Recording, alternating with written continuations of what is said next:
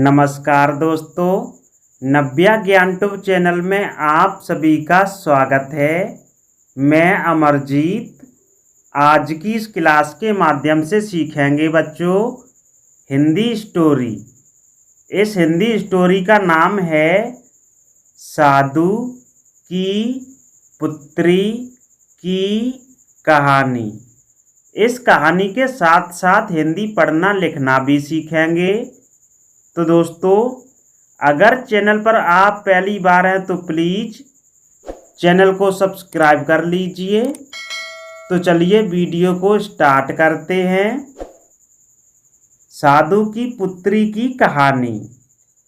गंगा नदी के किनारे एक साधु रहते थे। गंगा नदी के किनारे एक साधु रहते थे। वे न केवल विद्वान थे बल्कि उनके पास जादुई शक्तियाँ भी थीं।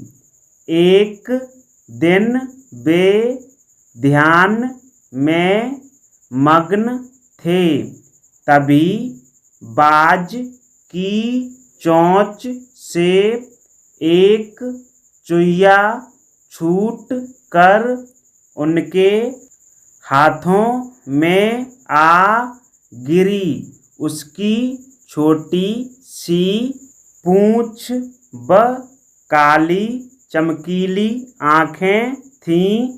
उन्हें वह बहुत अच्छी लगी, पर घर ले जाने से पहले उन्होंने जादुई मंत्रों के प्रयोग से उसे एक लड़की में बदल दिया।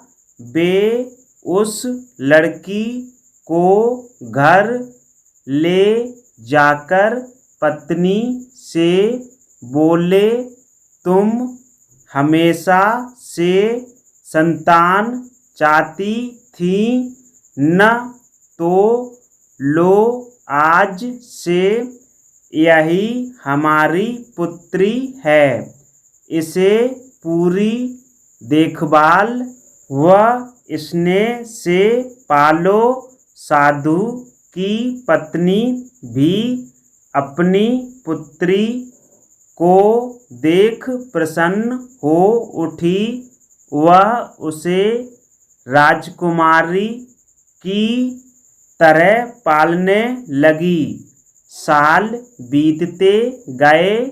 नन्ही लड़की एक सुंदर युवती बन गई। जब वह 18 वर्ष की हुई तो साधु व उसकी पत्नी उसके लिए वर तलाशने लगे। साधु ने कहा, मेरी बिटिया का विवाह ऐसे व्यक्ति से होना चाहिए जो सबसे बड़ा हो। मेरे हिसाब से सूर्य ठीक रहेगा। पत्नी ने भी हामी भरी। उन्होंने जादुई मंत्रों के प्रयोग से सूर्य को नीचे बुला लिया। उन्होंने उसे अपनी पुत्री से विवाह करने को कहा, पर पुत्री ने पहले ही न कर दी। वह बोली, पिताजी यह तो बहुत गर्म है।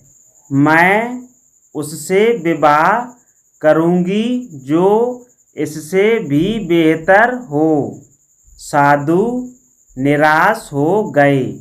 उन्होंने सूर्य से कहा कि वे ही कोई वर सुझाएं। सूर्य ने कहा, बादलों के देवता से बड़ा कौन होगा। उनमें तो मेरी किरणों को भी रोकने की शक्ति है।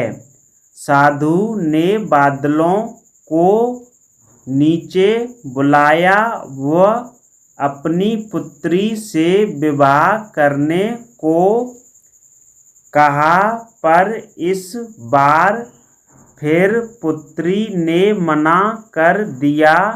वह बोली, ये तो कितना बदसूरत है, मैं इससे विवाह नहीं कर सकती। साधु ने बादल देवता से कहा कि वही कोई अच्छा वर सुझा दें। वे बोले, पवन देवता ठीक रहेंगे, वे तो मुझे भी अपने फूंक से उड़ा देते हैं। साधु ने पवन देवता को बुलाकर अपनी पुत्री से विवाह करने को कहा। पुत्री ने फिर इनकार कर दिया। वह बोली, मैं इससे शादी नहीं करूँगी, ये तो कहीं टिकते नहीं, हमेशा यहाँ वहाँ भागते रहते हैं। साधु ने पवन देव से पूछा, क्या मेरी पुत्री के लिए ऐसा वर हो सकता है जो आपसे भी बेहतर हो? पवन देव ने कहा कि पर्वत देव मजबूत व ऊंचे हैं, वे मेरा भी रास्ता रोक देते हैं। साधु ने पर्वत देवता से कहा कि वह उसकी पुत्री से विवाह कर लें। पुत्री ने फिर से मना कर दिया। वह बोली, ये तो बहुत लंबे, सख्त व कठोर हैं, मैं इनसे विवाह नहीं कर सकती, इनसे भी कोई बेहतर चाहिए। पर्वत देवता ने चूहे का नाम सुझाया।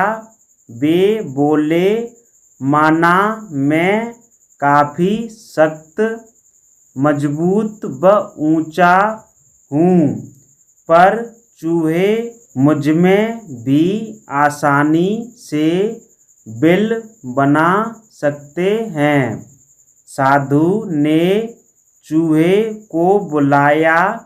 उसे देखते ही उसकी पुत्री खुशी से उछल पड़ी। हाँ पिताजी, यही तो है वह मैं जिससे शादी करना चाहती थी।